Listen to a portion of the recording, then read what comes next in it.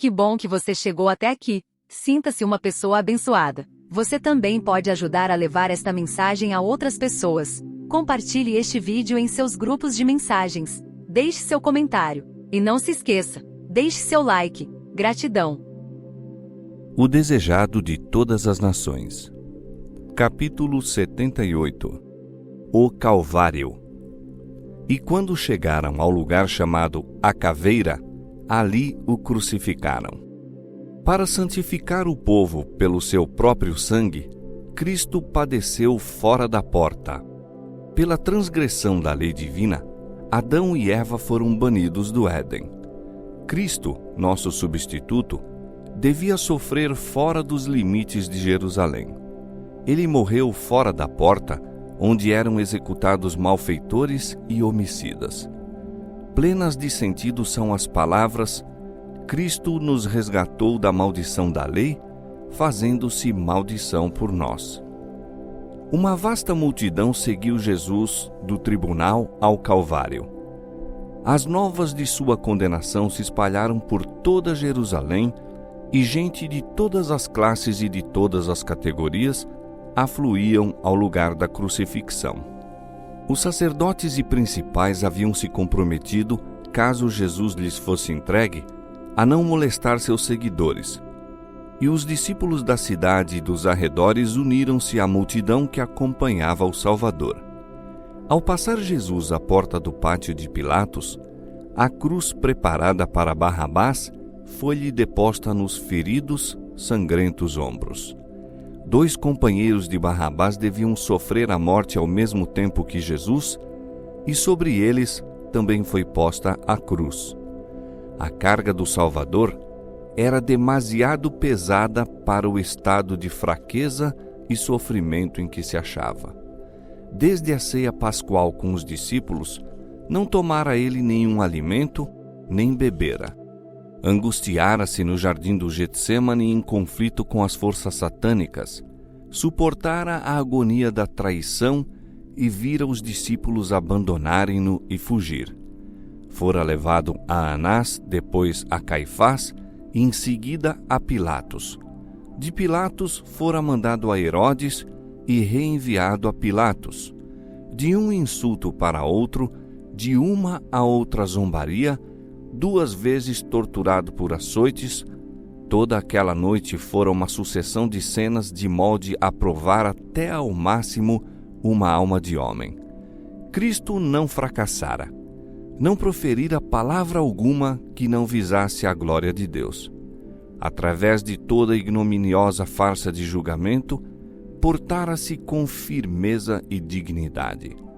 Mas quando após ser açoitado pela 2ª vez, a cruz lhe foi posta sobre os ombros, a natureza humana não mais podia suportar. Caiu desmaiado sob o fardo. A multidão que seguia o Salvador viu seus fracos, vacilantes passos, mas não manifestou compaixão. Apuraram-no e injuriaram-no por não poder conduzir a pesada cruz. De novo lhe foi posto em cima o fardo e outra vez caiu desmaiado por terra. Viram os perseguidores que lhe era impossível levar mais adiante aquele peso. Não sabiam onde encontrar alguém que quisesse transportar a humilhante carga. Os próprios judeus não o podiam fazer, pois a contaminação os impediria de observar a Páscoa. Ninguém, mesmo dentre a turba que o acompanhava, quereria rebaixar-se e carregar a cruz. Por essa ocasião, um estranho, Simão, Cirineu, chegando do campo, encontrara-se com o cortejo. Ouve as chufas e os baixos ditos da turba, ouve as palavras desdenhosamente repetidas: abri caminho para o rei dos judeus.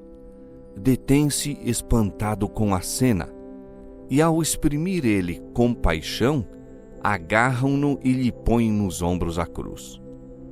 Simão ouvira falar de Jesus. Seus filhos criam no Salvador, mas ele próprio não era discípulo. O conduzir a cruz ao Calvário foi-lhe uma bênção e posteriormente mostrou-se sempre grato por essa providência. Isso o levou a tomar sobre si a cruz de Cristo por sua própria escolha, suportando-lhe sempre animosamente o peso. Não poucas mulheres se achavam na multidão que segue à sua morte cruel aquele que não foi condenado. Sua atenção fixa-se em Jesus. Algumas o tinham visto antes, outras lhe levaram doentes e sofredores, outras ainda foram elas mesmas curadas por ele. Relata-se então a história das cenas que ocorreram. Elas se admiram do ódio da turba para com aquele por quem o coração se lhes comove quase a ponto de partir-se. E não obstante a ação da enfurecida massa e as coléricas palavras dos sacerdotes e principais, essas mulheres exprimem o compassivo interesse que as possui. Ao cair Jesus desfalecido sob a cruz, irrompem em lamentoso pranto. Foi isso unicamente que atraiu a atenção de Cristo. Embora em meio de tanto sofrimento, enquanto suportava os pecados do mundo, não era indiferente à expressão de dor. Com terna simpatia contemplou essas mulheres. Não eram crentes nele. Sabia que não o estavam lamentando como um enviado de Deus, mas movidas por sentimentos de piedade humana. Não lhes desprezava a simpatia, mas esta lhe despertou no coração outra, mais profunda ainda, para com elas mesmas. Filhas de Jerusalém, disse ele, não choreis por mim, mas chorai antes por vós mesmas e por vossos filhos. Do espetáculo que tinha diante de si, alongou Jesus o olhar ao tempo da destruição de Jerusalém. Naquela terrível cena, muitas das que estavam chorando agora por ele haveriam de perecer com seus filhos. Da queda de Jerusalém passaram os pensamentos de Jesus a um mais amplo juízo. Na destruição da impenitente cidade, viu ele um símbolo da final destruição a sobrevir ao mundo. Disse: então começarão a dizer aos montes: caí sobre nós, e aos outeiros: cobri-nos. Porque se ao madeiro verde fazem isto, que se fará ao seco? Pelo madeiro verde, Jesus se representava a si mesmo o inocente Redentor. Deus permitiu que sua ira contra a transgressão caísse sobre seu amado Filho. Devia ser crucificado pelos pecados dos homens. Que sofrimento, então, havia de suportar o pecador que continuasse na transgressão? Todos os impenitentes e incrédulos teriam de conhecer uma dor e miséria que a língua é impotente para exprimir. Da multidão que acompanhava o Salvador ao Calvário, muitos o haviam seguido com jubilosos hosanas e agitando palmas, enquanto marchava triunfalmente para Jerusalém. Mas não poucos dos que então lhe entoaram louvores, porque era popular assim fazer, avolumavam agora o clamor: crucifica-o! Crucifica-o! Quando Jesus cavalgava o jumento em direção de Jerusalém, as esperanças dos discípulos subiram ao mais alto grau. Tinham-se-lhe aglomerado em torno, sentindo ser elevada honra estar ligados a ele. Agora, em sua humilhação, seguiam-no à distância. Estavam possuídos de pesar e curvados ante o malogro de suas esperanças. Como se verificavam as palavras de Cristo: todos vós esta noite vos escandalizareis em mim, porque está escrito: ferirei o pastor e as ovelhas do rebanho se dispersarão. Chegando ao lugar da execução, os presos foram ligados ao instrumento da tortura. Os dois ladrões lutaram às mãos dos que os puseram na cruz. Jesus, porém, nenhuma resistência opôs. A mãe de Jesus, apoiada por João, o discípulo amado, seguira seu filho ao Calvário. vira-o desmaiar sob o peso do madeiro e anelara suster com a mão aquela cabeça ferida, banhar aquela fronte que um dia se lhe reclinara no seio. Não lhe era, no entanto, concedido esse triste privilégio. Ela, como os discípulos, acalentava ainda a esperança de que Jesus manifestasse seu poder e se livrasse dos inimigos. Mais uma vez seu coração desfaleceria ao evocar as palavras em que lhe haviam sido preditas as próprias cenas que se estavam desenrolando então. Enquanto os ladrões eram amarrados à cruz, ela observara em angustiosa suspensão. Haveria de aquele que dera vida aos mortos sofrer o ser ele próprio crucificado? Suportaria o Filho de Deus o ser tão cruelmente morto? Deveria ela renunciar à sua fé de que Jesus era o Messias? Deveria testemunhar-lhe a vergonha e a dor sem ter sequer o consolo de servi-lo em sua aflição? Viu-lhe as mãos estendidas sobre a cruz. Foram trazidos o martelo e os pregos, e, ao serem estes cravados na tenra carne, os discípulos, fundamente comovidos, levaram da cruel cena o corpo desfalecido da mãe de Jesus. O Salvador não murmurou uma queixa. O rosto permaneceu-lhe calmo e sereno, mas grandes gotas de suor borbulhavam-lhe na fronte. Nenhuma mão piedosa a enxugar-lhe do rosto o suor da morte, nem palavras de simpatia e inabalável fidelidade para lhe confortar o coração humano. Enquanto os soldados executavam a terrível obra, Jesus orava pelos inimigos. Pai, perdoa-lhes porque não sabem o que fazem. Seu pensamento passou da dor própria ao pecado dos que o perseguiam e à terrível retribuição que lhes caberia. Nenhuma maldição invocou sobre os soldados que o estavam tratando tão rudemente. Nenhuma vingança pediu contra os sacerdotes e príncipes que contemplavam com maligna satisfação o cumprimento de seu desígnio.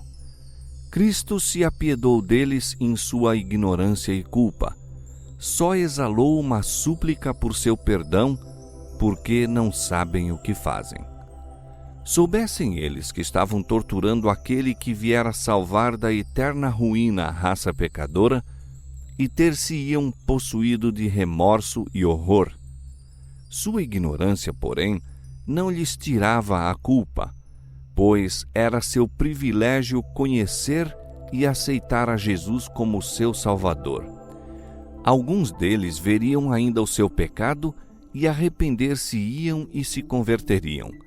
Alguns, por sua impenitência, tornariam a seu respeito uma impossibilidade o deferimento da súplica de Jesus. Todavia, assim mesmo, o desígnio de Deus tinha seu cumprimento.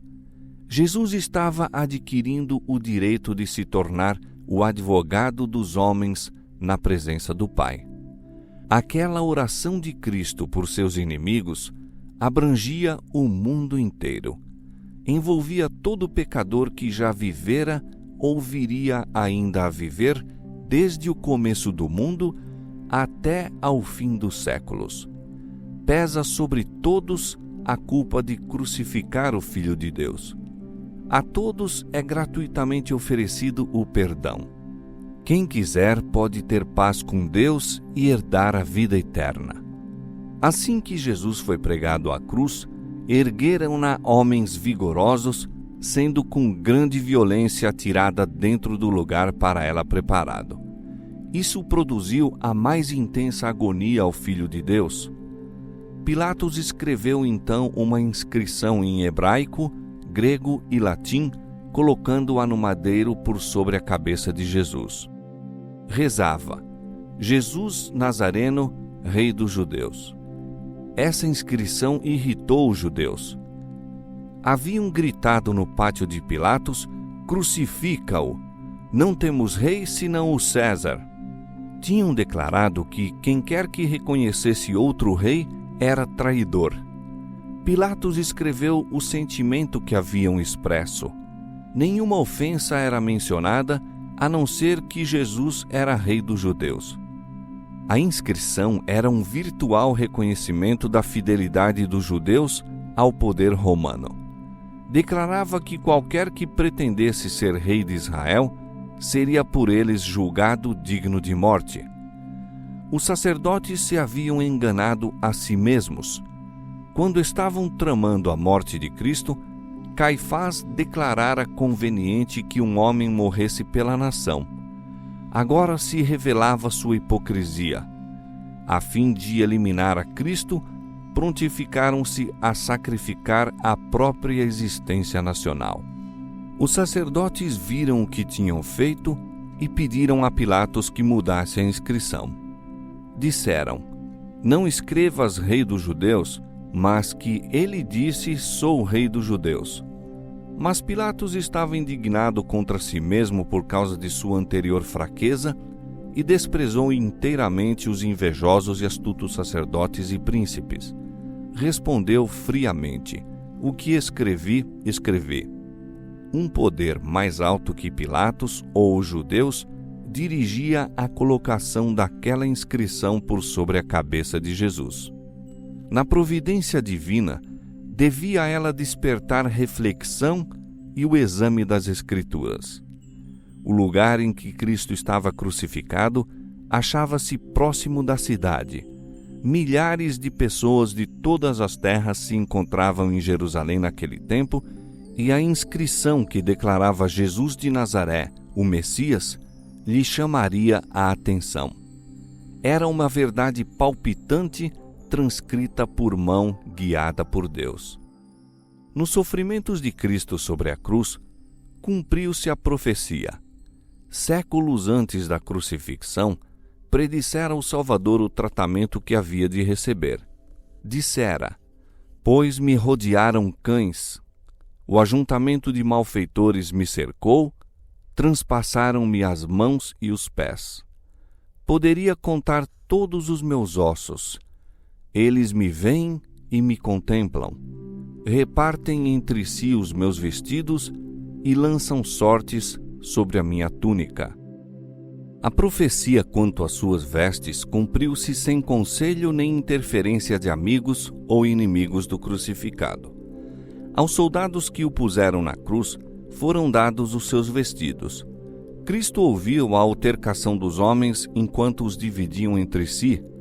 Sua túnica era tecida de alto a baixo, sem costuras, e disseram: não a rasguemos, mas lancemos sorte sobre ela para ver de quem será. Em outra profecia declarou o Salvador: afrontas me quebrantam o coração e estou fraquíssimo.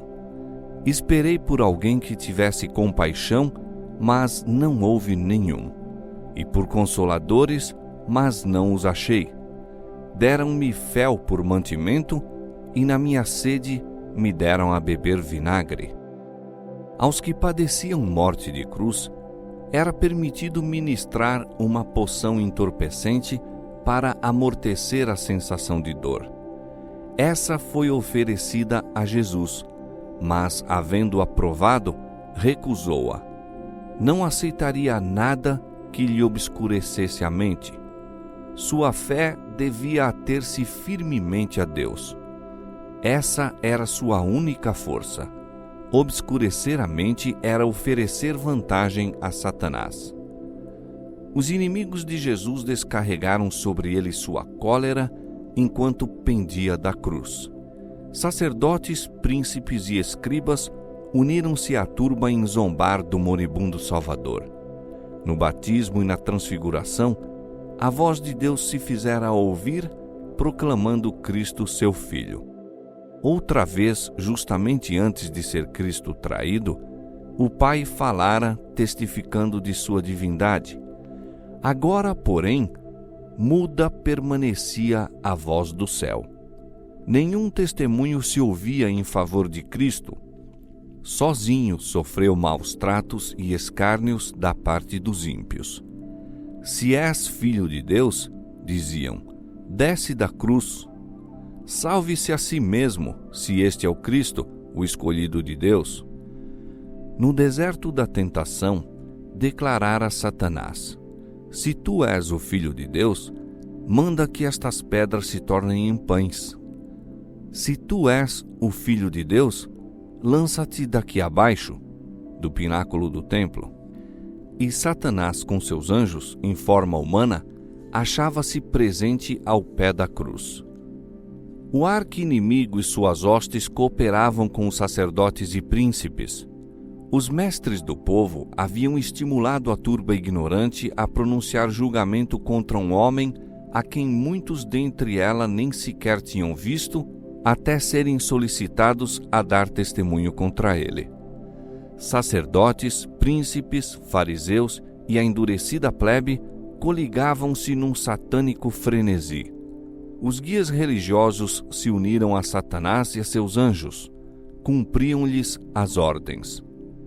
Jesus, sofrendo e moribundo, ouvia cada palavra ao declararem os sacerdotes: salvou os outros e não pode salvar-se a si mesmo. O Cristo, o Rei de Israel, desça agora da cruz para que o vejamos e acreditemos. Cristo poderia haver descido da cruz, mas foi porque ele se não salvou a si mesmo que o pecador tem esperança de perdão e favor para com Deus. Em seu escárnio do Salvador, os que professavam ser os expoentes das profecias repetiam as próprias palavras que a inspiração predissera que profeririam nessa ocasião. Em sua cegueira, no entanto, não viam estar cumprindo a profecia. Aqueles que em chacota diziam as palavras: confiou em Deus, livre-o agora, se o ama, porque disse, sou filho de Deus, mal pensavam que seu testemunho havia de ressoar através dos séculos. Mas se bem que proferidas em escárnio, essas palavras levaram homens a investigar as Escrituras como nunca dantes tinham feito. Sábios ouviram, examinaram, ponderaram e oraram. Alguns houve que não descansaram enquanto não viram, comparando texto com texto, o sentido da missão de Cristo. Nunca houvera, anteriormente, tão geral conhecimento de Jesus como quando ele pendia do madeiro. No coração de muitos que contemplavam a cena da crucifixão e ouviram as palavras de Cristo, estava resplandecendo a luz da verdade. A Cristo, em sua agonia na cruz, sobreveio um raio de conforto. Foi a súplica do ladrão arrependido.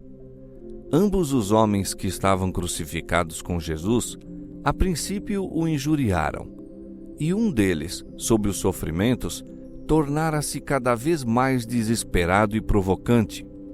Assim não foi, porém, com o companheiro. Este não era um criminoso endurecido. Extraviara-se por más companhias, mas era menos culpado que muitos dos que ali se achavam ao pé da cruz, injuriando o Salvador. Vira e ouvira Jesus e ficara convencido por seus ensinos, mas dele fora desviado pelos sacerdotes e príncipes. Procurando abafar a convicção, imergira mais e mais fundo no pecado, até que foi preso, julgado como criminoso e condenado a morrer na cruz. No tribunal e a caminho para o Calvário, estivera em companhia de Jesus. Ouvira Pilatos declarar: não acho nele crime algum. Notara-lhe o porte divino e seu piedoso perdão aos que o atormentavam. Na cruz, vê os muitos grandes doutores religiosos estenderem desdenhosamente a língua e ridicularizarem o Senhor Jesus. Vê o menear das cabeças, ouve a ultrajante linguagem repetida por seu companheiro de culpa: se tu és o Cristo, salva-te a ti mesmo e a nós. Ouve entre os transeuntes muitos a defenderem Jesus. Ouve-os repetindo-lhes as palavras, narrando-lhe as obras. Volve-lhe a convicção de que este é o Cristo. Voltando-se para seu companheiro no crime, diz: Tu nem ainda temes a Deus estando na mesma condenação? Os ladrões moribundos não mais têm a temer os homens, mas um deles é assaltado pela convicção de que há um Deus a temer, um futuro a fazê-lo tremer. E agora, todo poluído pelo pecado como se acha, a história de sua vida está a findar. E nós, na verdade, com justiça, geme ele, porque recebemos o que nossos feitos mereciam, mas este nenhum mal fez. Não há questão agora, não há dúvidas nem censuras também. Quando condenado por seu crime, o ladrão ficará possuído de desânimo e desespero. Mas pensamentos estranhos, ternos, surgem agora. Evoca tudo quanto ouvira de Jesus, como ele curara os doentes e perdoara os pecados. Ouvira as palavras do que nele criam e o seguiram em pranto. Vira e lera o título por sobre a cabeça do Salvador. Ouvira-o repetido pelos que passavam, alguns com lábios tristes e trêmulos, outros com gracejos e zombarias. O Espírito Santo ilumina-lhe a mente e, pouco a pouco, se liga à cadeia das provas. Em Jesus ferido, zombado e pendente da cruz, vê o Cordeiro de Deus que tira o pecado do mundo. Num misto de esperança e de agonia em sua voz, a desamparada, moribunda alma atira-se sobre o agonizante Salvador. Senhor, lembra-te de mim quando vieres no teu reino. A resposta veio pronta, suave e melodioso o acento, cheias de amor, de compaixão e de poder, as palavras: Na verdade te digo hoje que serás comigo no paraíso.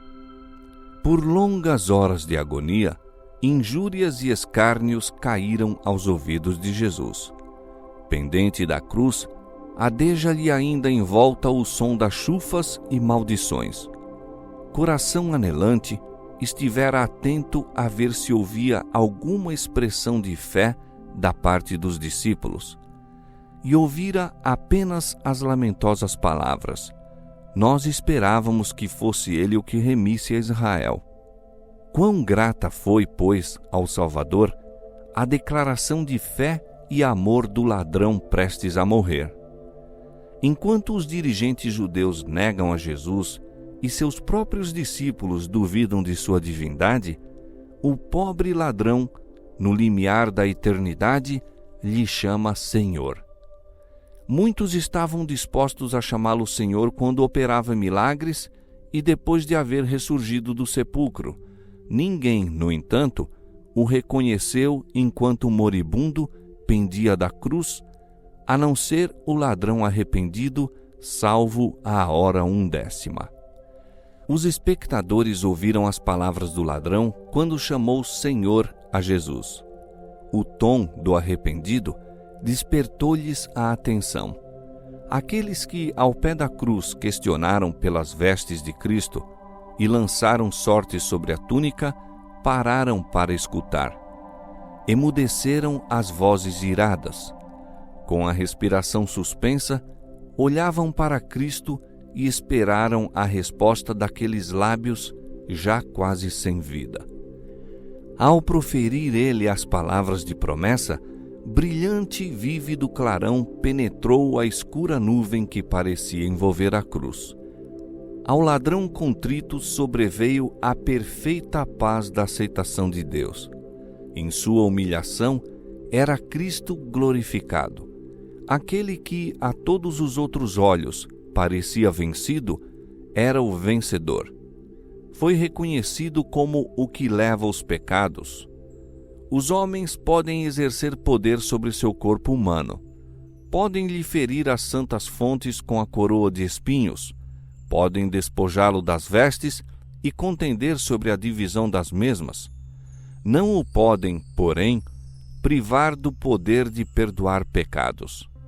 Morrendo, dá testemunho em favor de sua divindade e da glória do Pai.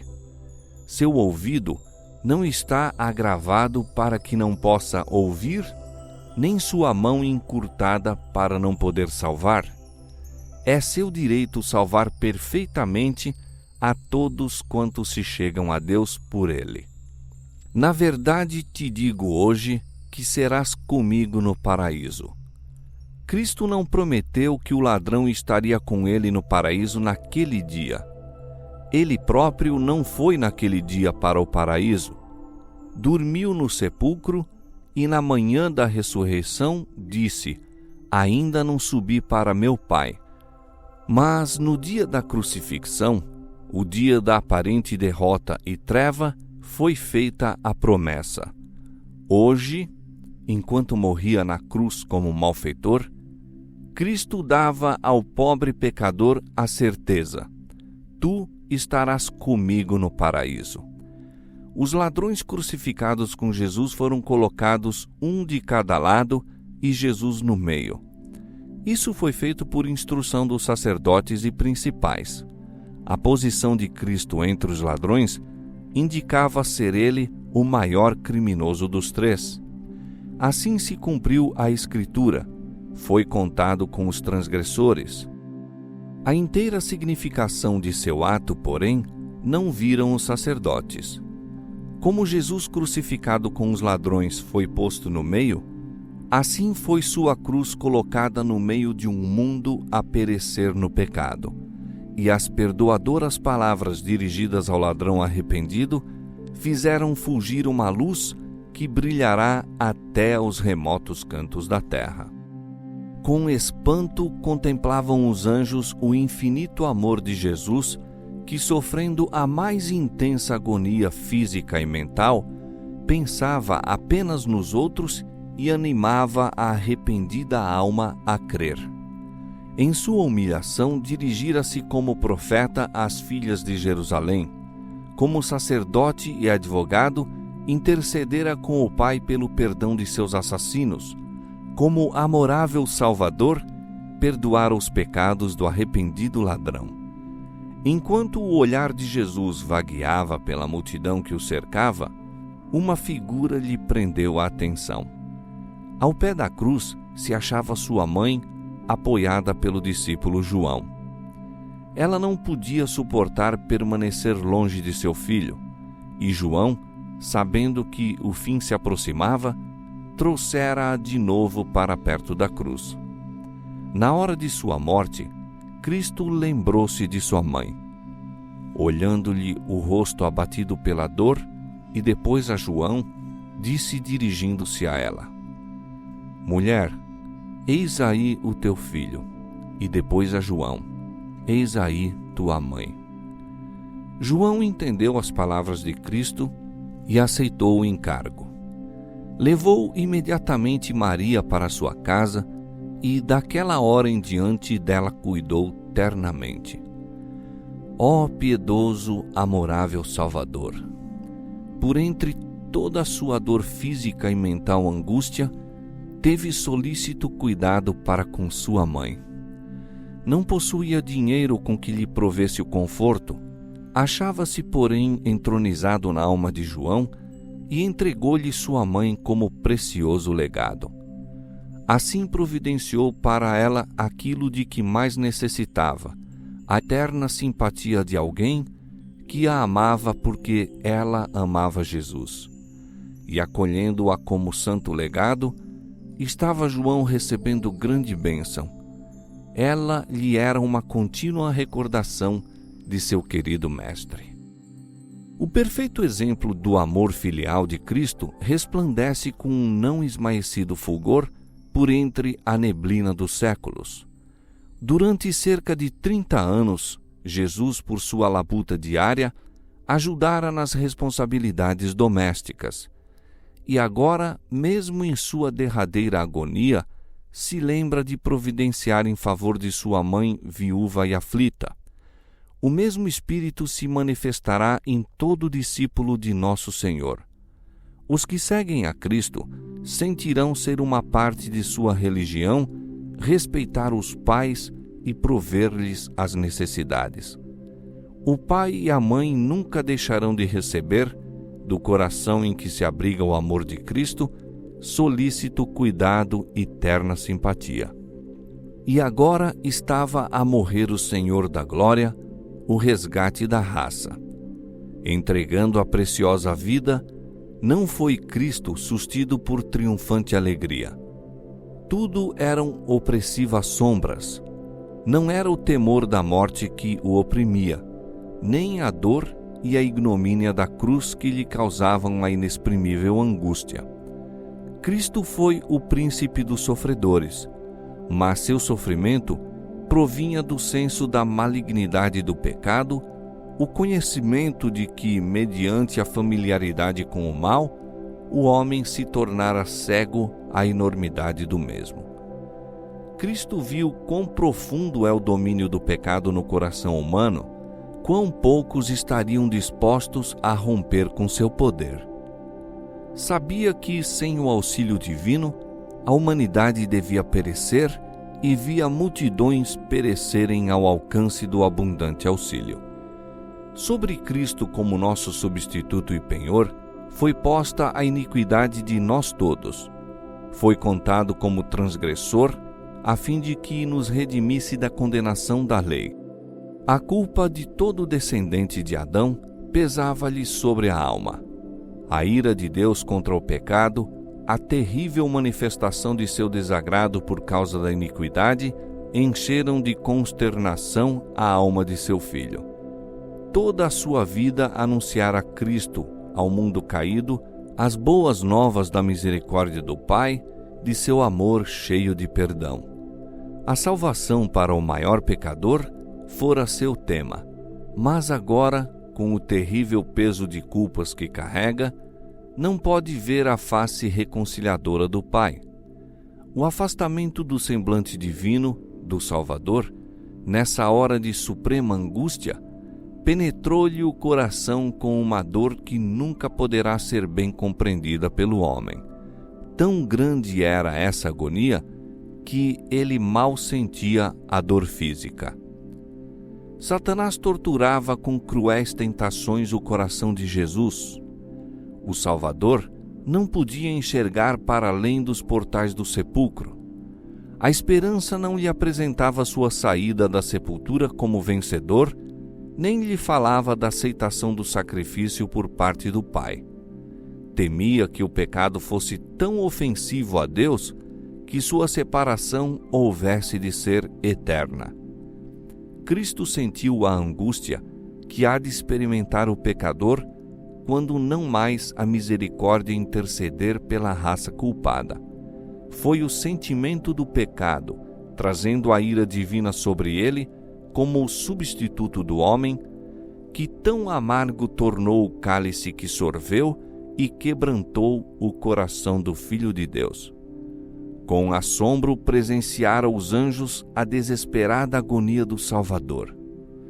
As hostes do céu velaram o rosto do terrível espetáculo. A inanimada natureza exprimiu sua simpatia para com seu insultado e moribundo autor. O sol recusou contemplar a espantosa cena. Seus raios plenos, brilhantes, iluminavam a terra ao meio-dia, quando, de súbito, pareceu apagar-se. Completa escuridão, qual um sudário, envolveu a cruz. Houve trevas em toda a terra até a hora nona. Não houve eclipse ou outra qualquer causa natural para essa escuridão, tão espessa como a da meia-noite sem luar nem estrelas. Foi miraculoso testemunho dado por Deus para que se pudesse confirmar a fé das vindouras gerações. Naquela densa treva ocultava-se a presença de Deus. Ele faz da treva o seu pavilhão e esconde sua glória dos olhos humanos. Deus e seus santos anjos estavam ao pé da cruz. O Pai estava com o Filho. Sua presença, no entanto, não foi revelada. Houvesse sua glória irrompido da nuvem, e todo espectador humano teria sido morto. E naquela tremenda hora, não devia Cristo ser confortado com a presença do Pai. pisou sozinho o lagar, e dos povos nenhum havia com ele. Na espessa escuridão, velou Deus a derradeira agonia humana de seu Filho. Todos quantos viram Cristo em seu sofrimento, convenceram-se de sua divindade. Aquele rosto, uma vez contemplado pela humanidade, não seria nunca mais esquecido. Como a fisionomia de Caim lhe exprimia a culpa de homicida, assim o semblante de Cristo revelava inocência, serenidade, benevolência, a imagem de Deus. Mas seus acusadores não queriam dar atenção ao cunho celestial. Durante longas horas de agonia, fora Cristo contemplado pela escarnecedora multidão. Agora ocultou misteriosamente o manto divino. Parecia haver baixado sobre o Calvário um silêncio sepulcral. Inominável terror apoderou-se da multidão que circundava a cruz. As maldições e injúrias cessaram a meio das frases iniciadas. Homens, mulheres e crianças caíram prostrados por terra. De quando em quando, irradiavam da nuvem vívidos clarões, mostrando a cruz e o crucificado Redentor. Sacerdotes, príncipes, escribas, executores, bem como a turba, todos pensavam haver chegado o momento de sua retribuição. Depois de algum tempo, murmuravam alguns que Jesus desceria agora da cruz. Tentavam outros, às apalpadelas, achar o caminho de volta para a cidade, batendo no peito e lamentando de temor. À hora nona, ergueu-se a treva de sobre o povo, mas continuou a envolver o Salvador. Era um símbolo da agonia e do horror que pesavam sobre o coração dele. Olho algum podia penetrar a escuridão que rodeava a cruz, e ninguém podia sondar a sombra mais profunda ainda que envolvia a sofredora alma de Cristo. Os furiosos relâmpagos pareciam dirigidos contra ele ali pendente da cruz.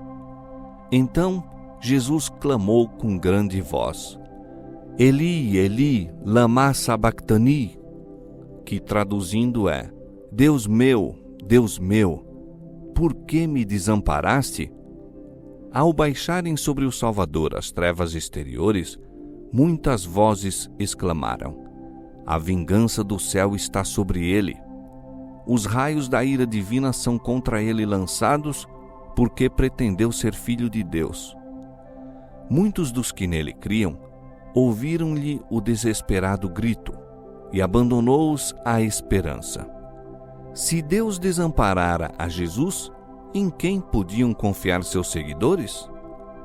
Quando as trevas se ergueram do opresso Espírito de Cristo, reavivou-se-lhe o sentido do sofrimento físico e disse: Tenho sede. Um dos soldados romanos, tocado de piedade, ao contemplar os lábios ressequidos, tomou uma esponja numa haste de isopo e, imergindo-a numa vasilha de vinagre, ofereceu-a a Jesus. Mas os sacerdotes zombavam-lhe da agonia. Enquanto as trevas cobriam a terra, encheram-se de temor. Dissipado este, porém, voltou-lhes o medo de que Jesus lhe escapasse ainda. Interpretaram mal suas palavras: Eli, Eli, lama sabachthani. Com acerbo desprezo e escárnio, disseram: Este chama por Elias. Recusaram a última oportunidade de aliviar-lhe os sofrimentos. Deixa, disseram, vejamos se Elias vem livrá-lo. O imaculado Filho de Deus pendia da cruz, a carne lacerada pelos açoites. Aquelas mãos, tantas vezes estendidas para abençoar, pregadas ao lenho. Aqueles pés tão incansáveis em serviço de amor, cravados no madeiro. A régia cabeça, ferida pela coroa de espinhos. Aqueles trêmulos lábios entreabertos para deixar escapar um grito de dor. E tudo quanto sofreu, as gotas de sangue a lhe correr da fronte, das mãos e dos pés, a agonia que lhe atormentou o corpo e a indizível angústia que lhe encheu a alma ao ocultar-se dele a face do Pai, tudo fala a cada filho da família humana, declarando: é por ti que o Filho de Deus consente em carregar esse fardo de culpa. Por ti, ele destrói o domínio da morte e abre as portas do paraíso. Aquele que impôs calma às ondas revoltas e caminhou por sobre as espumejantes vagas, que fez tremerem os demônios e fugir a doença, que abriu os olhos cegos e chamou os mortos à vida, ofereceu-se a si mesmo na cruz em sacrifício, e tudo isso por amor de ti. Ele, o que leva sobre si os pecados, sofre a ira da justiça divina e torna a si mesmo pecado por amor de ti. Silenciosos, aguardavam os espectadores o fim da terrível cena. O sol saíra, mas a cruz continuava circundada de trevas. Sacerdotes e príncipes olhavam em direção de Jerusalém, e eis que a espessa nuvem pousara sobre a cidade e as planícies da Judéia. O sol da justiça, a luz do mundo, retirava seus raios da outrora favorecida cidade de Jerusalém. Os terríveis relâmpagos da ira divina dirigiam-se contra a malfadada cidade. De repente, ergueu-se de sobre a cruz a sombra, e em tons claros, como de trombeta, tons que pareciam ressoar por toda a criação, bradou Jesus: está consumado. Pai, nas tuas mãos entrego o meu espírito. Uma luz envolveu a cruz, e o rosto do Salvador brilhou com a glória semelhante à do sol. Pendendo então a cabeça sobre o peito, expirou. Em meio da horrível escuridão, aparentemente abandonado por Deus, sorvera Cristo as derradeiras fezes da taça da miséria humana. Durante aquelas horas pavorosas, apoiara-se às provas que anteriormente lhe haviam sido dadas quanto à aceitação de seu Pai. Estava familiarizado com o caráter de Deus. Compreendia-lhe a justiça, a misericórdia e o grande amor. Descansava pela fé naquele a quem se deleitara sempre em obedecer.